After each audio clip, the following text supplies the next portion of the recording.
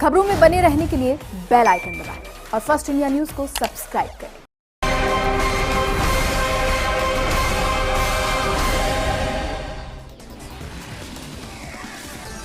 नमस्कार, आपके साथ मैं हूं जयती मिश्रा और आप देख रहे हैं जवाब तो देना पड़ेगा। राजस्थान को नई पहचान मिल गई है। अब मरुधरा का बेस मेटल से फेस बदलेगा और आर्थिक हाईवे पर देश में राजस्थान रेस भी जीतेगा।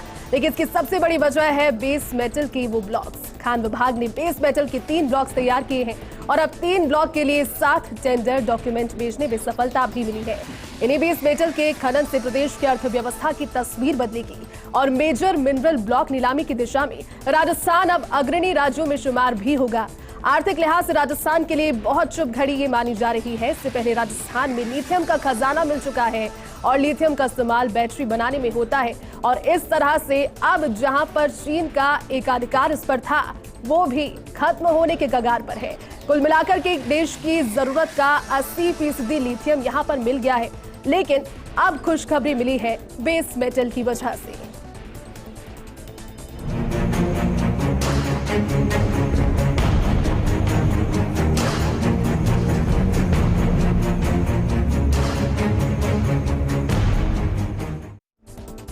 तो देखिए, विषय बेहद खास है। तस्वीर आप देख पा रहे हैं, मिनरल स्थान इसलिए कहा जा रहा है और अतिशयोक्ति इस बात के लिए नहीं है क्योंकि ये एक शुभ घड़ी पूरे प्रदेश के लिए।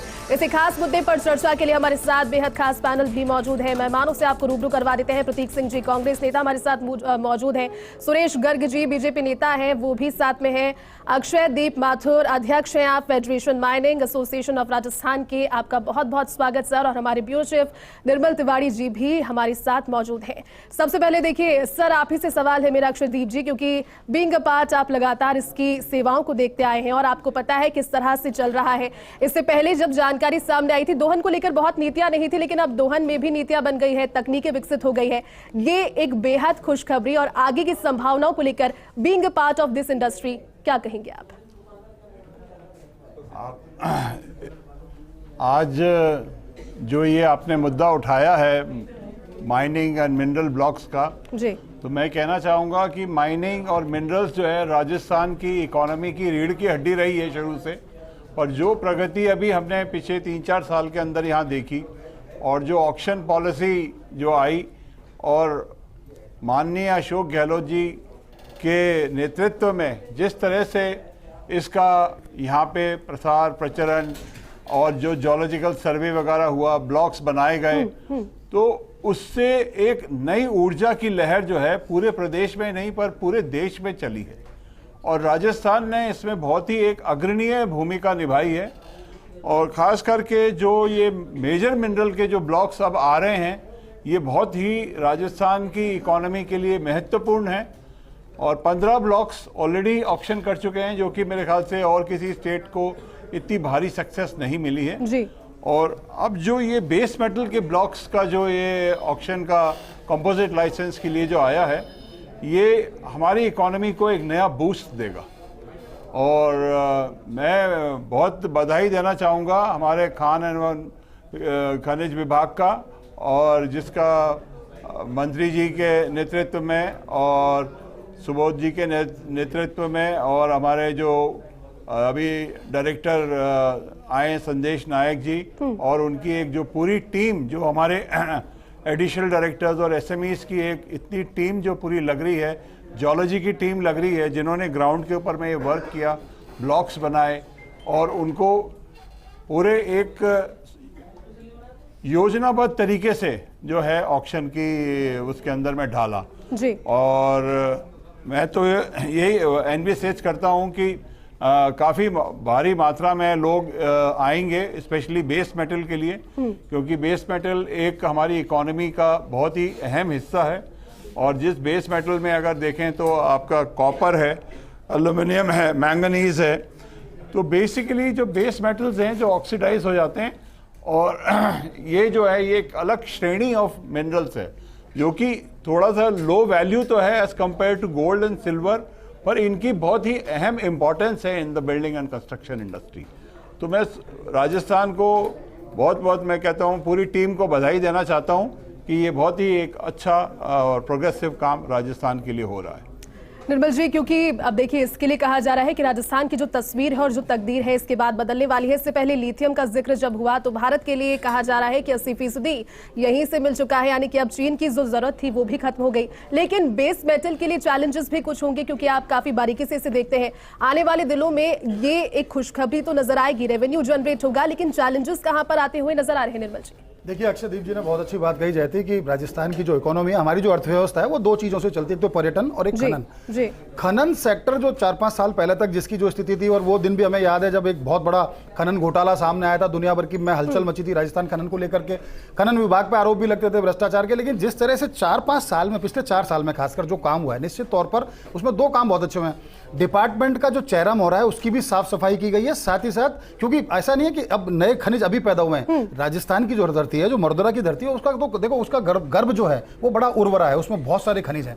ये अलग बात है कि खोज करने की इच्छा शक्ति, उनको उनके खनन करने की इच्छा शक्ति, उनके लिए कंपनियों को जुटाना, लोगों को ये कहना कि आप बहुत सुरक्षित प्रदेश के तौर पर राजस्थान है, आप यहाँ आइए, हम आपको एक सिंगल विंडो सिस्टम देंगे ताकि आपको जगह जगह एनओसी के लिए ना भटकना पड़े। ये सारा काम जो हुआ ना, ये सूबे के मुखिया अशोक गहलोत ने जो पिछले 4 साल में जो उनकी सरकार, उनके नेतृत्व में जो काम हुआ, निश्चित तौर से काबिल है। देखिए, ऐसा कभी नहीं हुआ जयती, मेरे को जहां तक याद है कि पिछले 8-10 साल का इतिहास उठा के देखा कि मेजर मिनरल के 15 ब्लॉक्स नीलाम की तो हम बात सोच ही नहीं सकते थे, लेकिन पिछले 2 वित्त वर्ष में, यानी 21-22 और 22-23 में ही 15 मेजर मिनरल के ब्लॉक्स को नीलाम कर देना बहुत बड़ी सफलता थी। इससे राज्य सरकार को अगले 50 साल तक करीब 1.5 लाख करोड़ रुपए मिलेगा राजस्व के तौर पर। खनिज को लेकर जो हमारी आत्मनिर्भरता है, हम उसकी तरफ बढ़ेंगे, खनिज की उपलब्धता बढ़ेगी। और देखिए, पहली बार ऐसा हो रहा है, लाइमस्टोन होता था पहले मेजर मिनरल के नाम पे कि लाइमस्टोन, अब लाइमस्टोन ही नहीं, अब मैंगनीज भी है, कॉपर भी है, अब आयरन ओर भी है, बेस मेटल है, रेयर अर्थ है और लिथियम है। लिथियम का देखिए पिछले दिनों जिस तरह से लोकसभा में भी उठा तमाम मामला, उसके बाद जो वहाँ लोकसभा में जो उस प्रश्न का उत्तर देगा उसमें साफ तौर पर कहा कि डेगाना में लिथियम के अथाह भंडार हैं। 80% भंडार देश के लिथियम के डेगाना में पाए गए हैं। जब उसका अभी कंपोजिट लाइसेंस उसका दिया जाएगा, उसकी प्रक्रिया पूरी होगी, जिस दिन लिथियम का खनन होने लग जाएगा, आप विश्वास मानिए, आज चूंकि जिस युग में हम बात कर रहे हैं कि हमको ई व्हीकल्स की हम बात करते हैं सबसे ज्यादा, क्योंकि पॉल्यूशन को हमको कंट्रोल करना है, एनवायरमेंट को सेफ रखना है, तो हम ई व्हीकल्स की तरफ जा रहे हैं। और ई व्हीकल्स की बैटरी किससे बनती है?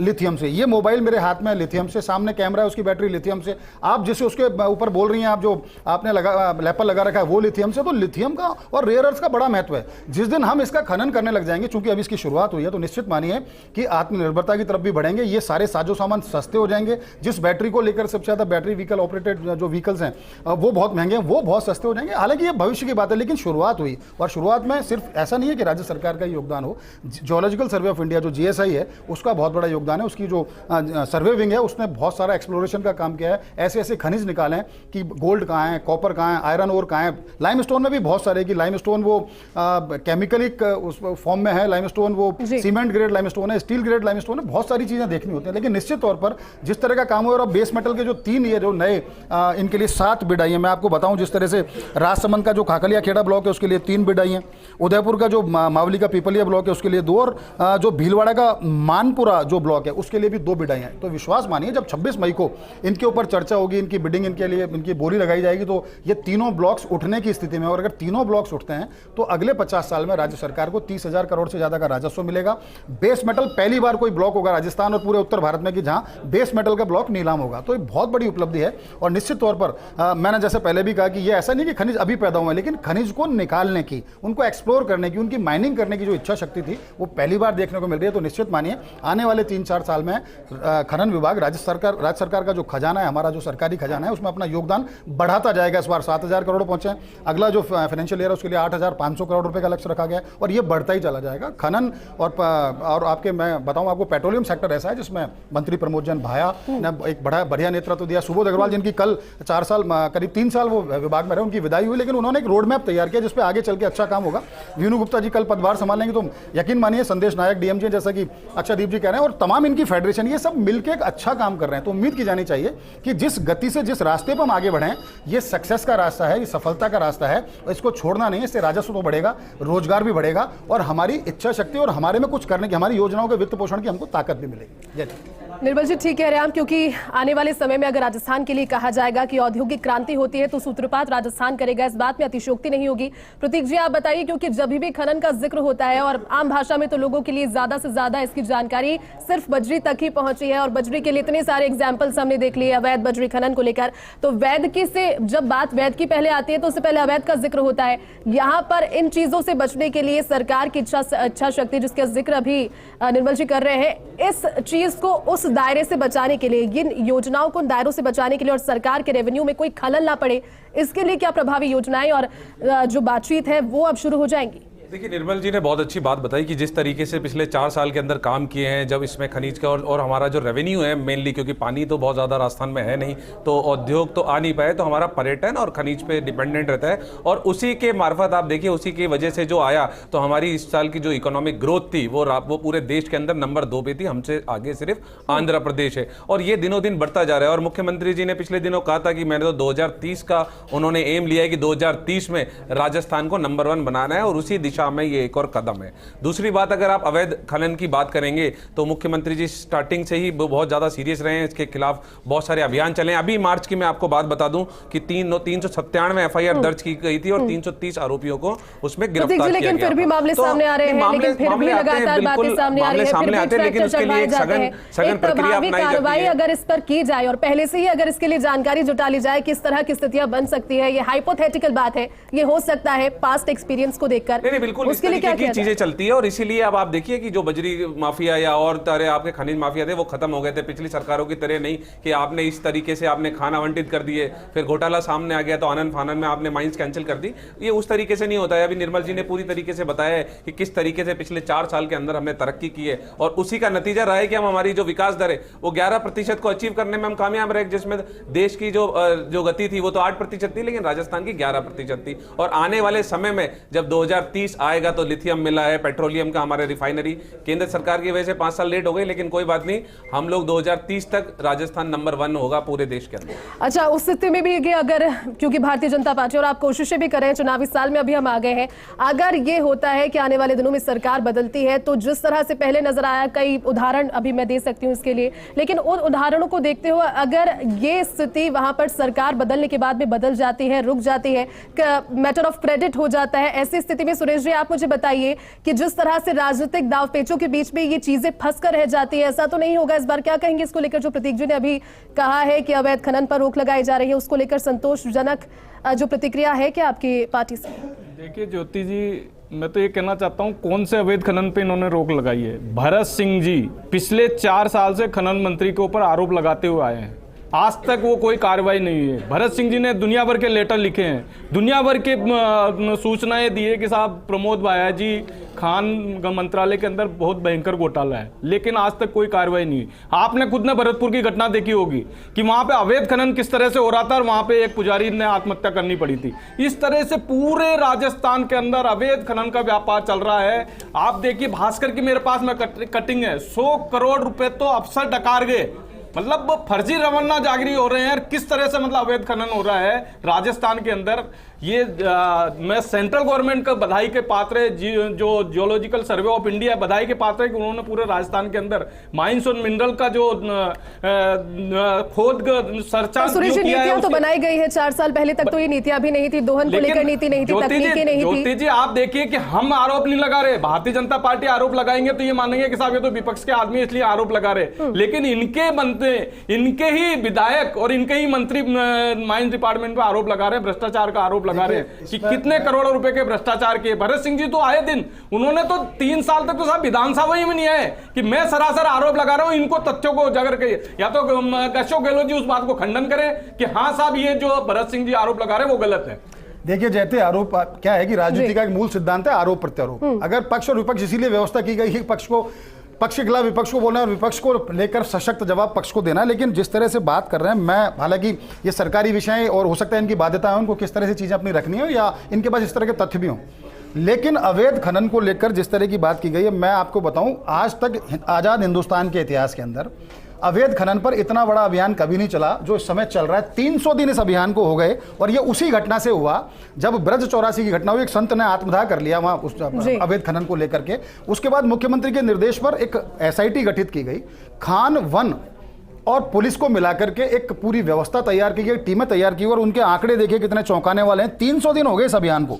इस 300 दिन में 6112 मामले बनाए गए हैं, कुल 1342 FIR हुई हैं, 787 को गिरफ्तार किया, 203 बड़ी मशीन, 5894 छोटी मशीन और वाहन, और 1,10,000 टन से ज्यादा खनिज भी जब्त किया है और इससे 33 करोड़ 42 लाख रुपए जुर्माना वसूला। तो यूं कहा जाए कि अवैध खनन के खिलाफ कुछ नहीं चला तो ये तो बात बेमानी होगी। अवैध खनन के खिलाफ अभियान चला, लेकिन मैं इनकी इस बात का जरूर समर्थन कर रहा हूं कि 300 दिन से एक अभियान चल रहा है, उसके बावजूद प्रदेश के अंदर अवैध खनन बंद नहीं हो पा रहा। ऐसे कितना तगड़ा खनन माफिया इतना कितना सशक्त हो गया है कि सरकारी मशीन से डर नहीं रहा है। लेकिन यूं कहना है कि अवैध खनन के खिलाफ अभियान तो इतिहास का सबसे बड़ा अभियान अभी जारी है, उसको 300 दिन हो चुके हैं। जय तिवारी जी, मैं इस पॉइंट पे थोड़ा एक आपका ध्यान आकर्षित करना चाहूंगा कि कई वर्षों से federation of mining association of Rajasthan कह रहा है कि जो भी ये काम हो रहा है अवैध का, ये साइंटिफिकली इसको रोका जाएगा तभी ये रुक पाएगा। आज हम सोच रहे हैं कि बटालियन लगा दें, इसको रोक दें, उसको थाम दें, उसको पकड़ लें, ठीक है, ये तो एक ग्राउंड लेवल की बात है। लेकिन जो ड्रोन टेक्नोलॉजी है, जिसका कि बाद में अभी कुछ टाइम पहले अशोक गहलोत साहब ने भी जो है इसका समर्थन किया और निर्देश भी जारी करे कि ड्रोन टेक्नोलॉजी को यूज़ किया जाए। इसके लिए हम लोग पीछे 5 साल से इस बात को कर रहे हैं कि जब तक आप जो अवैध कर रहा है उससे हायर टेक्नोलॉजी यूज नहीं करेंगे तब तक आप उसको ना तो लोकेट कर पाएंगे। इसमें माधुर साहब मैं इंटरप्ट कर रहा हूं, आपका सुझाव भी चाह रहा हूं, आपके पास लंबा अनुभव है। एक तरीका ये भी है अवैध खनन को रोकने का कि जहां जहां अवैध खनन हो रहा है उसका सर्वे करा करके या जो आपके पास रिपोर्ट आ रही है क्यों ना उसको रेगुलराइज किया जाए, क्योंकि बिना नियमित किए आप अवैध खनन नहीं रोक सकते। क्योंकि खनन की जितनी डिमांड है, माफिया बार बार आगे बढ़ता जाएगा, आपकी उससे मशीनरी आप कितनी उसमें झोंक देंगे। आपने पुलिस का सहयोग लिया, वन का लिया, खान अपने हिसाब से काम करे, इतने संसाधन नहीं होते हैं। तो एक तरीका यह भी हो सकता है कि अवैध खनन को रोकने का तरीका यह है कि जहां जहां अवैध खनन और आपको लगता है कि जिस लेवल की डिमांड है उसको सप्लाई करने की वजह के सामने लिए उस सप्लाई को करने के लिए माफिया सामने आ रहा है, वहां उसको रेगुलराइज भी करें। और दूसरी बात, जिस तरह से माथुर साहब ने कहा कि आपको ड्रोन जैसी टेक्निक आपको इस्तेमाल करनी होगी, आपको अन्य ऐसी तकनीक लानी होगी, क्योंकि आज ये देखिए IT का जमाना है, आपको पता है कि कहां किस तरह की चीजें होंगी। आप सर्विलांस के बहुत सारे सिस्टम्स आ चुके हैं, आप उनको फॉलो करें, लेकिन उसके लिए भी आपको संसाधन की जरूरत होगी। जब आप एनफोर्स करेंगे तो बेहतर तो यह है कि आप अवैध खनन को चिन्हित करें, उसका कारण देखें और जहां जहां उसको रेगुलराइज किया जा सकता है उसको वैध खनन में तब्दील करें, ताकि राजस्व मिले, अवैध खनन का जो नासूर हो वो भी समाप्त हो। और जिस तरह से कॉन्फ्लिक्ट होता है, वहां गाड़ी चढ़ा दी उसके ऊपर, माइनिंग टीम के ऊपर, वहां पुलिस के ऊपर गाड़ी चढ़ाने की कोशिश की, बजरी माफिया वहां होगा, ये सारी चीजें तब थम पाएंगे। प्रतीक जी आप बताइए, क्योंकि देखिए रेवेन्यू तो इससे इफेक्ट होता ही होता है। रेवेन्यू इफेक्ट होता है इसलिए क्योंकि बता दिया गया कागजों में वैध है, लेकिन अवैध किया जा रहा है, आसपास के गांव के लोग ही कर रहे हैं, तो सरकार की खजाने से तो चीजें निकलती जाती है, आता भी कुछ नहीं है, लेकिन जो व्यक्तिगत खजाने हैं वो भर जाते हैं। इस स्थिति में ऐसा ना हो, क्योंकि यहाँ पर आर्थिक रेस को जीतने की बात की जा रही है, एक बहुत बड़ा दावा आप भी कर रहे हैं, विभाग भी कर रहा है, और ये हम भी मानकर चल रहे हैं कि इससे राजस्थान की आर्थिक स्थिति सशक्त होगी। क्या किया जाएगा उसके लिए? देखिए, आपको अभी तिवारी जी ने बताया कि किस तरीके से एक सघन अभियान चलाया गया और लोग जब्त किया गया, वसूली भी की गई, और उसी तरीके से फोर्स डिप्लॉय करी हुई है, उसके लिए टेक्नोलॉजी भी यूज की जा रही है और बरसकर प्रयास किए जा रहे हैं अवैध खनन को रोकने के लिए। और आप पिछली सरकार या उससे पिछली सरकार या उससे पिछली सरकार का कंपेयर करेंगे तो हमने नीतियां बनाई है, नीतियां बना करके आगे आए हैं, उसको रेगुलाइज करने की भी कोशिश करी है, नियम कानून बनाए हैं और फिर अवैध खनन को रोकने के लिए कोशिश की है। और इसी का नतीजा ये निकला कि हमारे को रेवेन्यू सरप्लस हुआ इसके अंदर, माइंस के अंदर, और हमारी जो आर्थिक ग्रोथ है वो बढ़ी। और आगे के दिनों में, आगे के कुछ सालों में आप 2030 तक का जो हम लक्ष्य लेकर के चल रहे हैं, जो और नए नए मिनरल्स मिल रहे हैं, मेरे ख्याल में रिफाइनरी भी जल्द चालू हो जाएगी 2024 के आसपास, जो लेट हो चुकी है केंद्र सरकार की वजह से, लेकिन कोई बात नहीं। तो 2030 तक हम लोग नंबर 1 होंगे आर्थिक विकास में। 2024 का विजन लेकर चल रहे हैं। प्रधानमंत्री नरेंद्र मोदी कह रहे हैं कि जिस रिफाइनरी को लेट किया गया है, किसी भी कारण से, कोविड की वजह से या फिर राजनीतिक हस्तक्षेप की वजह से लेट हुई, उसका उद्घाटन वो करेंगे। सुरेश जी आप भी इसके बाद में जवाब मुझे दीजिएगा। इसमें बताना चाहूंगा कि 2013 के अंदर रिफाइनरी का इनॉग्रेशन और उसका जो फाउंडेशन रख दिया गया था, उसके बाद में प्रधानमंत्री जी ने दोबारा उसका फाउंडेशन रख दिया। 2018 में वो रिफाइनरी रिफाइनरी कंप्लीट होनी थी, 43,000 करोड़ रुपए की लागत थी। 2024 तक उसको एक्सटेंड कर दी गया और लागत बढ़ गए 72,000 करोड़ रुपए हो गई। तो राजस्थान वो कीमत क्यों भुगते जब हमारा काम 48,000 करोड़ रुपए में हो जाता तो 72,000 करोड़ राजस्थान अपने हिस्से का पैसा ही नहीं दे रहा है। तो पैसा तो हम आप 2500 करोड़ रुपए राजस्थान केंद्र सरकार पहले ये बताया कि 5 साल लेट क्यों किया गया। हम तो पैसे देने के लिए मना ही नहीं कर रहे, 5 साल लेट क्यों किया गया। इस चीज का जवाब सुरेश जी से ले लेते हैं। सुरेश जी, केंद्र सरकार का ही कहना है, दाम हम क्यों देंगे? सुरेश जी इस चीज पर क्या कहेंगे, क्योंकि केंद्र सरकार के पेट्रोलियम मंत्री जो है हरदीप सिंह पुरी वो कह रहे हैं कि 2500 करोड़ राजस्थान अपने हिस्से का नहीं दे रही है, लेकिन अब राजस्थान के पैसे उसमें लगेंगे क्योंकि योजना तो डिले हुई, लेकिन आर्थिक तौर पर भी तो इससे परेशानियां होगी राजस्थान की और वो दूसरी चीजों से कटौती होगी। फिर क्या कहेंगे इसको लेकर प्रतीक जी की बात का? ज्योति जी, ये भ्रष्टाचारी निकम्बी सरकार है। आपने देखा होगा पिछले 4.5 साल से राजस्थान में किस तरह से भ्रष्टाचार चल रहा है। खुद मंत्री बोल रहे हैं, राजेंद्र गुडा जी बोल रहे हैं कि यहाँ पे किस तरह का भ्रष्टाचार चल रहा है। तो आप इन बातों में कहां सत्यता है? ये पैसे दे नहीं सकते, ये पैसे दे नहीं सकते। केंद्र सरकार को खुद को पैसा लगा के रिफाइनरी चालू करेंगे, लेकिन कांग्रेस की बस की बात नहीं। ये आपकी नाकामी की वजह से, आप लोगों की कांग्रेस की नाकामी की वजह से ये पोस्ट बढ़ी है। 2018 तक कंप्लीट होना है, आपने क्यों नहीं करा? केंद्र सरकार की झोली में नहीं डालते आप, ये पैसे बढ़ा दिए और राजस्थान की सरकार क्यों देगी? लेकिन ये आपके 25 मेंबर ऑफ पार्लियामेंट काय के लिए जिता के भेजा? 85% कमीशन की सरकार है, 85% कमीशन की सरकार है। अरे 85 तो आपकी है। अभी पता लग गया कर्नाटक में पता लग गया भ्रष्टाचार की सरकार कहां चल रही है। अधिकारी अरे कहां से घर में छाप करके लेकर के आ गए ये न्यूज़? कौन सी तारीख की? कौन सी तारीख की? कौन सी तारीख की?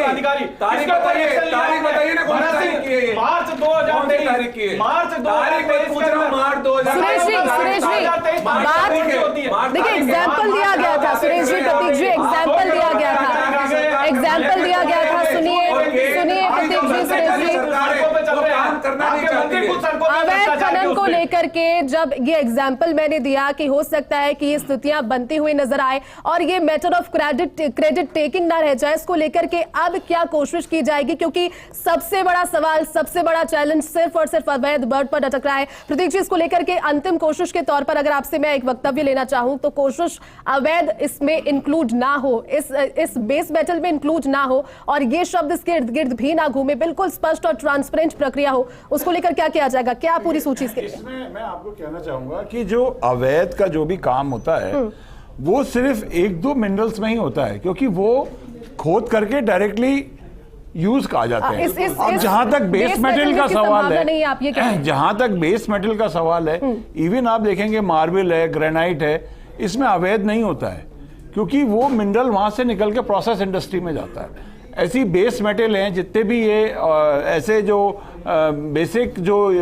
मिनरल्स हैं, उनको 2 या 3 स्टेज में प्रोसेस करने के बाद में फिर कस्टमर के पास जाता है। अब बजरी तो आज खोदी और कल को उसने लगा दी कारीगर ने। रॉ मिनरल है, खासकर चेजा पत्थर और बजरी, ये 2 आइटम्स में ही होता है। और चूंकि इनकी भारी डिमांड रहती है हर टाइम, कंस्ट्रक्शन इंडस्ट्री है, कॉमन मैन के यूज की मिनरल है, तो इस वजह से इसमें होता है। अगर हम इन 2 मिनरल्स की बात ना करें और बाकी मिनरल्स को देखें तो राजस्थान क्या पूरे इंडिया में भी जो है अवैध नहीं होता है इतना।